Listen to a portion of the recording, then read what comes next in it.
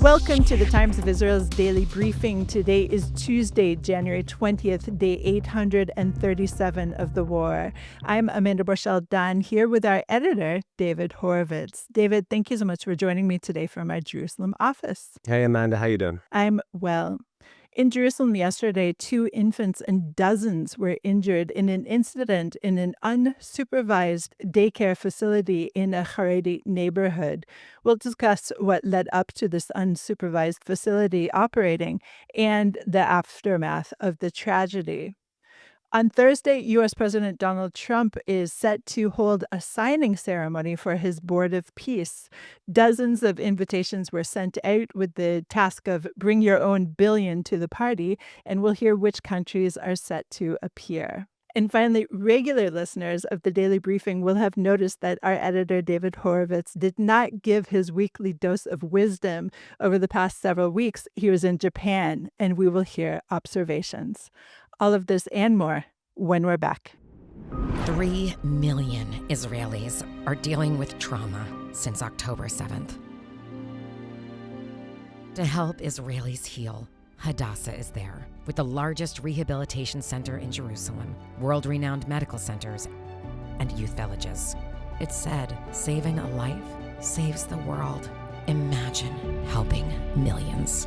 This is Hadassah, a life-changing force in Israel and the world.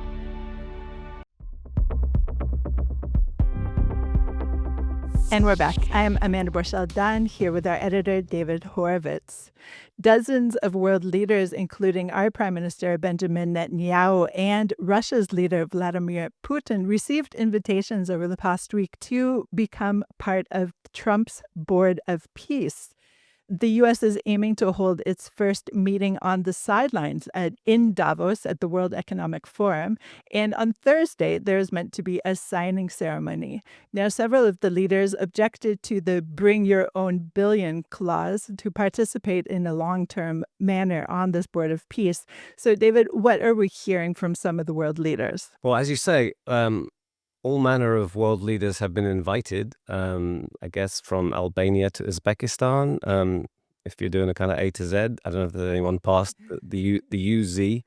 And I think as of the last few hours, only Argentina, Hungary, Morocco, and Vietnam have announced that they're accepting. There's concern about what Trump has in mind. There was a UN Security Council vote giving the Gaza Board for Peace a sort of 2-year mandate to oversee management of Gaza after the war.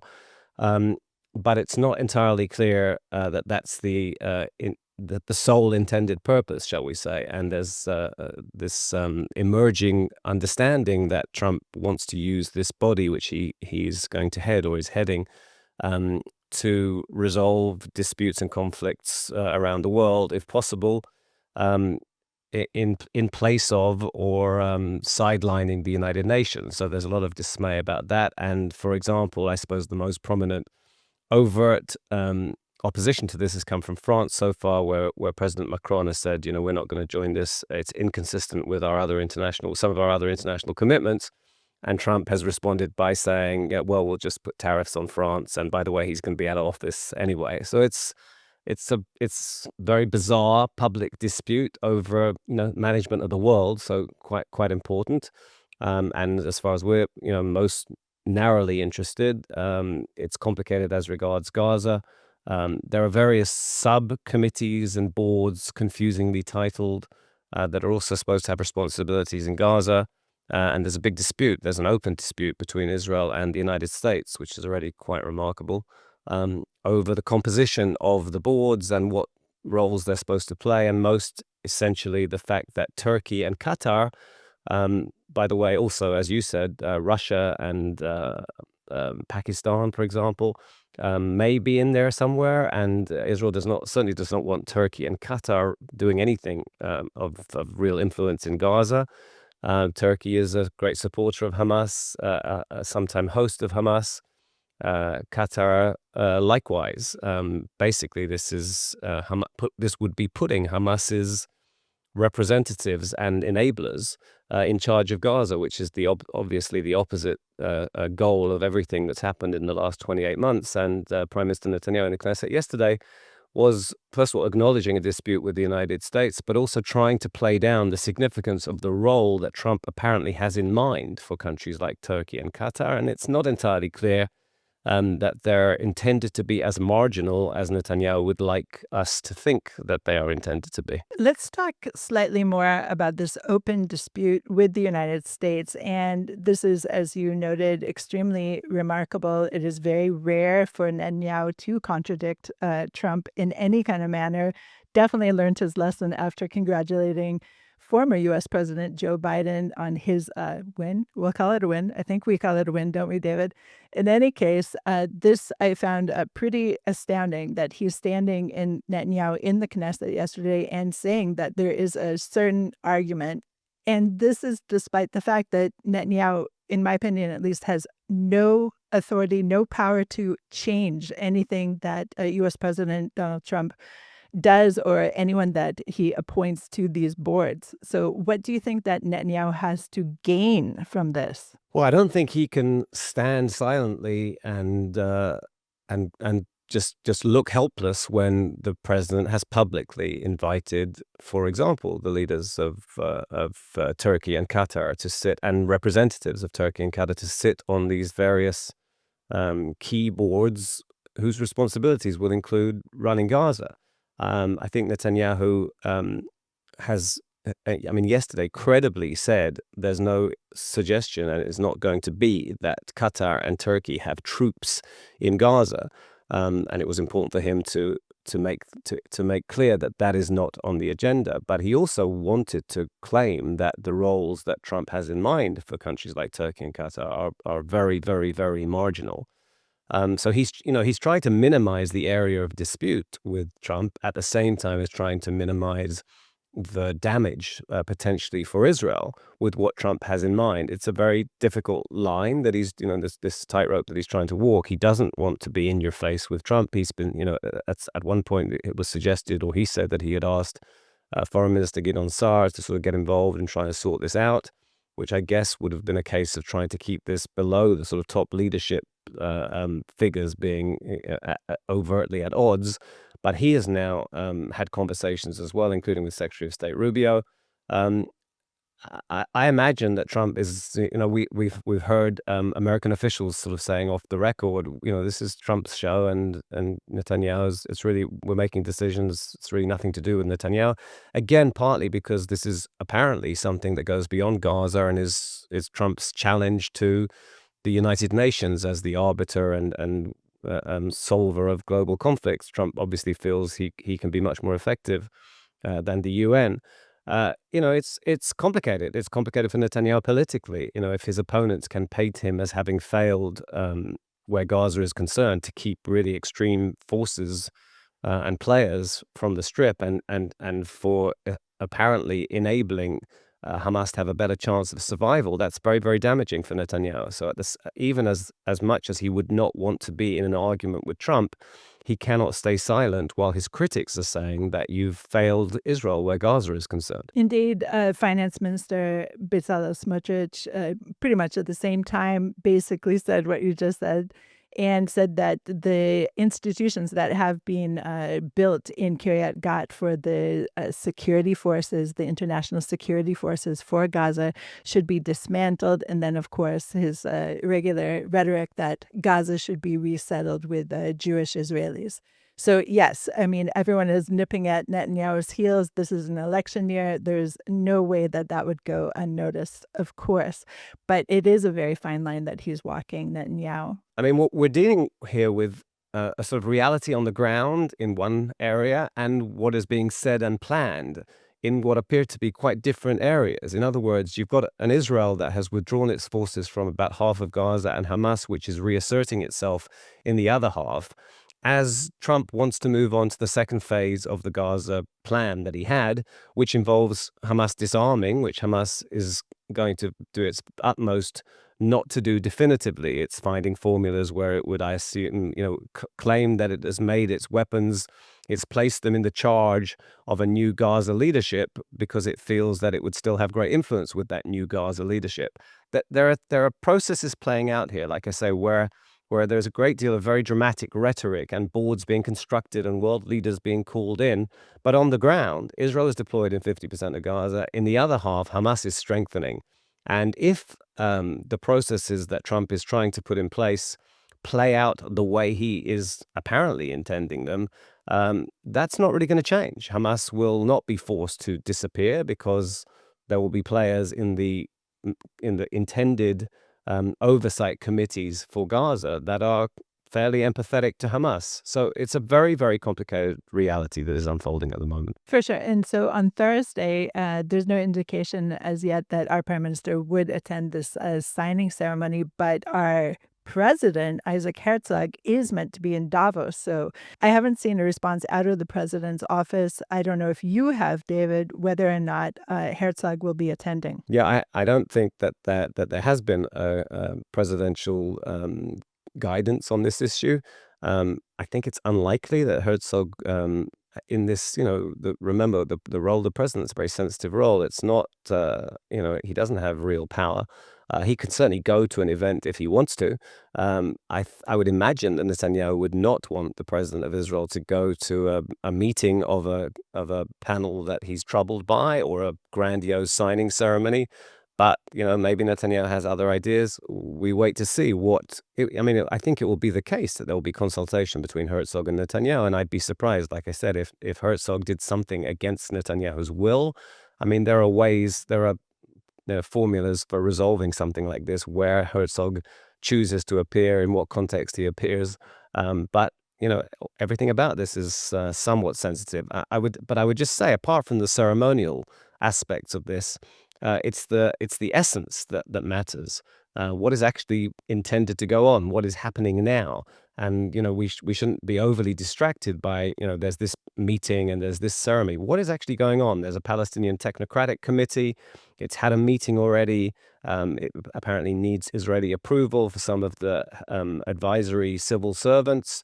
There's stuff unfolding on the ground. Let's keep track of that and focus on that. What is actually playing out in Gaza? And there, the indications, like I say, are worrying in terms of Hamas's capacity to survive. Let's turn to the daycare tragedy that occurred yesterday in the Romema neighborhood in Jerusalem. This neighborhood housed a daycare facility that was unsupervised, and some dozens of children were in this daycare facility. We saw footage playing out on Israeli television of babies sleeping under toilets, sleeping in just the worst conditions possible. And the two babies who did die yesterday in this incident apparently suffered heat stroke and dehydration. The facility was overheated, it appears. What's also of note is the response in the Haredi community. And immediately after these children were discovered in these terrible conditions,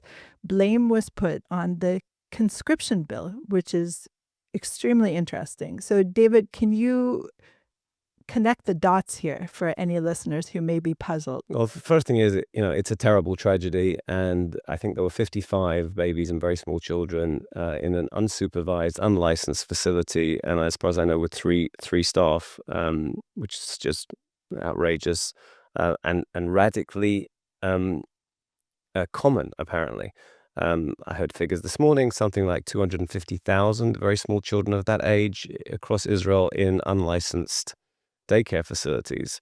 As you said, the initial response was to blame the Attorney General, who is routinely blamed by many members of the coalition for almost anything that afflicts Israel. The responsibility for the daycare centers across Israel is emphatically with the Education Ministry. It is responsible for their licensing, their oversight, and like I say, if it is a known fact that 250,000 very small children are being, I think looked after is the wrong word, placed in unlicensed facilities, that's a terrible reality that the Education Ministry has failed to prevent.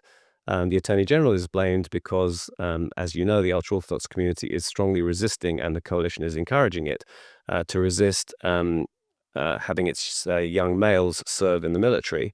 And because the government has defied the law as far as the High Court is concerned and the Attorney General is concerned, and is refusing to draft the ultra-Orthodox, the Attorney General has demanded that the government stop providing subsidies of various kinds to ultra-Orthodox families whose membership includes draft dodgers. Hence, the Attorney General is cast as the villain in this piece, from especially by ultra-Orthodox politicians who, of course, are leading the charge against national service for their community. So that's the context in which this is playing out.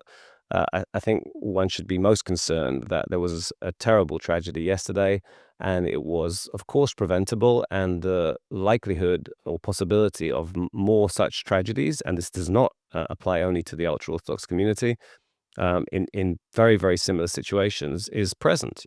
Again, for the third time, if you've got 250,000 very small children being placed in unlicensed facilities across the country, that's just asking for trouble. And yesterday, terrible disaster, entirely avoidable, unfolded. We in Israel are very privileged to have state subsidized or funded early education from the age of 3. But until the age of 3, it is extremely difficult to find a slot in any kind of supervised facility. And as you noted, this is not something that is plaguing only the ultra-Orthodox community. And me, myself, as a young mother, it's no secret that I have 7 children, but 6 of them were born within 8 years of each other. And as a young mother, my entire salary went to daycare payments because it was just impossible to find anything subsidized in my socioeconomic class or neighborhood. And indeed, the competition to get into these unsupervised facilities is so fierce. You had to come with, recommendations, and you had to know people. It's a really terrible situation. And I would say even more dire in the ultra-Orthodox community, because obviously the birth rate is so much higher, but also because the mothers, the women, are the main breadwinners in the families at this point, because the men tend to prefer to sit and learn in a kollel or some kind of yeshiva. So this obviously is something that is not only for the ultra-Orthodox community, it is something that I personally have been affected by, but we do have the privilege from age 3 to be in these state-supervised situations. So small mercies, not something that would prevent a repeat of this terrible tragedy that occurred yesterday. We'll go to a short break. What if prayer doesn't work? This question strikes us as a distinctly modern one, an outgrowth of the slow disenchantment of the world. But in truth, the question is an old one, and one given space to breathe here. Welcome to Thoughts and Prayers. I'm your host, Jessica Fisher. Join me on a deep exploration of the relationship between religion and modernity through personal stories, classical texts, and conversations with leading rabbis, scholars, and educators. You're almost not supposed to be doing this interview. Our prayers accumulate on God's doorstep, piled outside like an unimaginably tall stack of letters. We cannot give up on the relationship because God doesn't come to the door as quickly as we may like. So let's keep knocking. Perhaps the gates of compassion will be opened. Join us every week on Thoughts and Prayers, wherever you get your podcasts.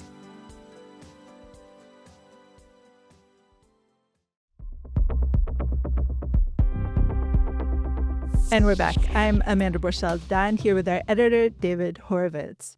So David, I don't know if I ever told you, but my first job was as a 13-year-old. I worked as a fry cook in a Chinese restaurant called Funying Chop Suey. And it was a restaurant owned by one of my friend's parents. And I worked there because as a young teen, I wanted to have the same clothing that all of my more affluent friends had and the same purses, things of that nature. Fine. But why is this pertinent to our conversation? For hours and hours and hours, I would be the only non-Cantonese speaker inside this building for hours and hours and hours. And it was really this feeling of being a stranger in this strange land. And that feeling I had again many years ago when I was in Japan for the Times of Israel, being the only non-Japanese speaker in a certain town, the only white person, the only Western person there as well. And of all the places I've been lucky enough to visit over my years, including India, including Africa, that to me was the most resonant feeling, the feeling of being a stranger in a strange land. And is that how you felt, David, for these past several weeks when you were in Japan? Well, that's quite a story you told. My first job was like delivering newspapers. So good for you. And I was, maybe around 13. Well, I was there for 3 weeks, and there was culture shock in both directions. Coming back to Israel after 3 weeks was more shocking than I had thought it would be. Going to Japan, it is very different. I certainly felt like a stranger in a strange land, but not necessarily unwelcome, or I didn't feel hostility as a consequence. But it's a fascinating country. I'm sure many people listening to this have been there, and others will find out for themselves if they want to. But it's very different. It's seemingly quite similar to aspects of life I grew up in England for the first 20 years, Israel for the subsequent 40 something. I've been to America. We're all on that spectrum of relatively civilized countries, if you like. But I think maybe Israel and Japan are at the two extremes of that spectrum, with places like Britain and America somewhere in between. It's a land of great beauty, massive contradiction, all kinds of strange aspects, some wonderful, some quite difficult to come to terms with. I can go into some of the specifics. First of all, it seems to be very interested in being, or it takes a lot of cues from the West. I'm sure that's true commercially. It's certainly true in fashion. Big prominent labels it's a really big thing there. All their advertising, the people in the advertising are somewhat westernized Japanese, and so there's certainly an aspiration to be somewhat Western. Many young women do seem to do things with their eyelids to give them a fold, which would give them a more Western appearance, including through surgery and more interim things that you can do to insert folds into your eyelid. There are kits you can buy. I don't want to focus too much on this, but there's sort of a contradiction, because I think they're very proud of their unique history and character, but at the same time, there seems to be a lot of wanting to be like the West. There are contradictions between the generations. The older generations seem to be very calm and very dignified, and the younger generation, again, generalizing terribly here. And I was not only in Tokyo, and not everything applies all over Japan. Obviously, it's a huge country. Younger generation, certainly in Tokyo, very in your face, very energized. I don't quite understand the economy. People seem to live pretty well, but the salaries are not terribly high. During the day, people are very uncommunicative on the whole, very quiet on the trains in Tokyo, for example. There are even signs up saying, please don't use your phone, and turn your mobile phones off, and most people stick to that. But in the evenings, there are people are, once you step inside a restaurant or a bar, people are extremely talkative, extrovert, friendly. People work incredibly hard. Again, anecdotally, lots of people telling me they kind of work 10 a.m. to 10 p.m. People are falling asleep on the train. A lot of people look exhausted. There seems to be an effort to have full employment, including people in their 70s and 80s doing fairly, menial, basic jobs like guarding building sites. And when I say guarding, I mean you have two people either side of an entrance to a building site with batons, to warn pedestrians when a truck might be coming out, and therefore you shouldn't walk across the pavement there. Can you imagine? That's just not something that would happen in Israel under any circumstance, to employ people full time, or like from morning to night, just to make sure pedestrians can safely cross. Again, I'm not talking about building sites that are in the middle of the road. I'm talking about buildings at the side of the road on replacing older buildings and so on. So not particularly disruptive. There's 6 people when you go to a museum directing you to the ticket office when you really don't need any people at all. And therefore very, very, I'm sure, very high employment levels, including among people way past what we would consider pensionable age. You can stop me at some point because I'll keep talking, but the last thing I want to say, and it's not the most essential thing, or maybe it is, and many people would have seen the movie Perfect Days about public bathrooms in Tokyo.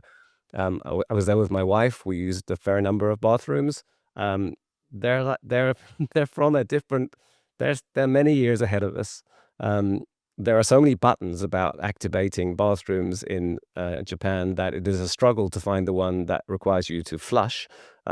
You're using your phone to translate things. You can't actually find the button to flush the loo. They're incredibly clean. Public bathrooms in the center of Tokyo. You go in and the lid of the lavatory rises to greet you, and then you sit down and do what you need to do, and it closes as you depart. Impeccably clean. These are not, I'm not bashing Israel particularly. I don't think that any country I've ever visited has that kind of emphasis on cleanliness, and that was pretty striking. I would agree with you, and I took pictures of so many toilets when I was in Japan that my kids were just laughing at me because I was so astounded, and even the ones that were incredibly lo-fi. I mean, I was in the countryside on this 1 week that I was in Japan, and there were what we call here in Israel bulpegia, which is, a toilet that has no seat at all, impeccably clean, just pristine, really. But one thing I note about Japan, and when I'm thinking about it, I definitely think about this often, is that it is such the success story of a nation that was so extremist that it had to be basically taken over and rebuilt from almost ground zero after World War II.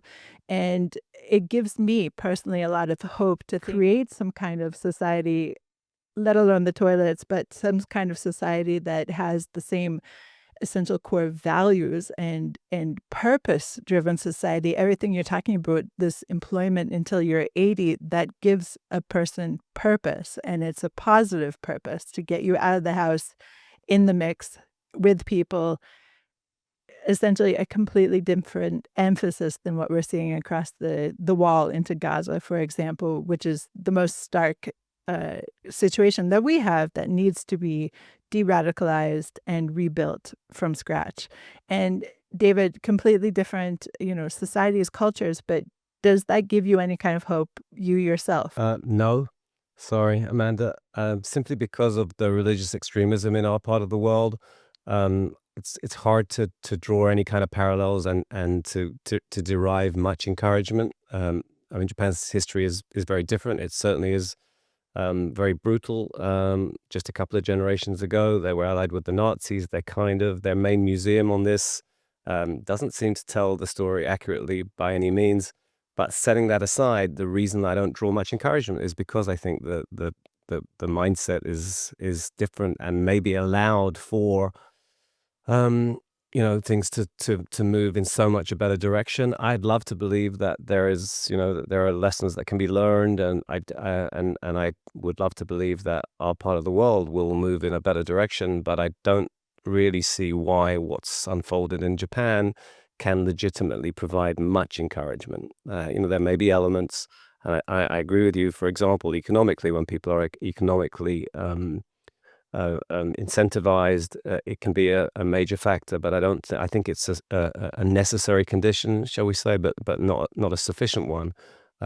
We've had situations here in years and decades past where things were improving economically, and still murderous hostility to Israel, for example, was not eliminated. I'm not even sure it was much marginalized. So the Prime Minister of Japan just called for snap elections. And when you were there, David, did you feel like this was in the air? I mean, here in Israel, it feels like it's always in the air that there could be election called at any second. But did you have that sense there? I got to tell you, Amanda, atypically, and certainly for the first time in decades, I didn't really get into the politics of a place I was visiting. I didn't work while I was there.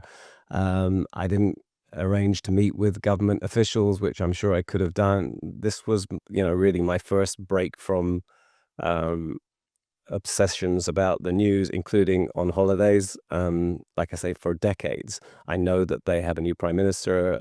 I think there's been quite a change in terms of the political direction and so on. But it would be very foolish of me to start giving you any sense of how that's playing out, because I really don't know. David, I'm so glad you were able to detox. You're a bit of a workaholic, to use the British understatement. So I'm very pleased that you were able to get away for these 3 weeks. Thanks, Amanda. And wow, that was, I guess we should go back to your first job was in a Chinese restaurant, age 13, because that was, I thought I had some interesting revelations, but that tops them all. Just one other note on that, and it's just hilarious because the owner, obviously he was from a very small village in China, and he never learned how to use a calculator. And so when he was reckoning my wages, I was paid in cash under the table it was very funny. I would use the calculator and he would reckon on an abacus. And he always beat me. He was much faster on the abacus. Okay, so I guess the modern parallel for that is, again, with my very negligible expertise, the Japanese language in writing is pretty complicated, and it requires more, shall we say, a great deal of skill to manipulate your phone to write rapidly. Japanese people on their phones is something to behold, and Japanese people are very often on their phones. Just the multiple strokes that are required. And I'll just bring that back to the public toilets, and really you should cut all of this out, I think, anyway. So on one of our many ventures, we were in a cafe, a very small cafe in a suburb of Tokyo, and I went to the loo. I couldn't find where the button was to flush it because there were so many buttons, not because I'm a complete idiot. And my wife, who's much more capable than I am generally, took over, went in, and couldn't find it either. And the lady who ran the cafe took her phone and used Google Translate to send us the message, "Are you having trouble finding the flush on the toilet?" And then she came to our rescue. David, thank you so much for that, and I'm not cutting it. And so listeners, please weigh in whether I should have cut it or not. Yeah, But please, I'm sure they will. Thank you. So thank you so much, David, and thank you everyone for listening to today's daily briefing. Please check out another installment tomorrow. This episode was produced by Ari Schlacht and the Podwaves. If you have any questions or comments about this or any other episode, please drop us an email to podcast@timesofisrael.com. Until tomorrow, shalom.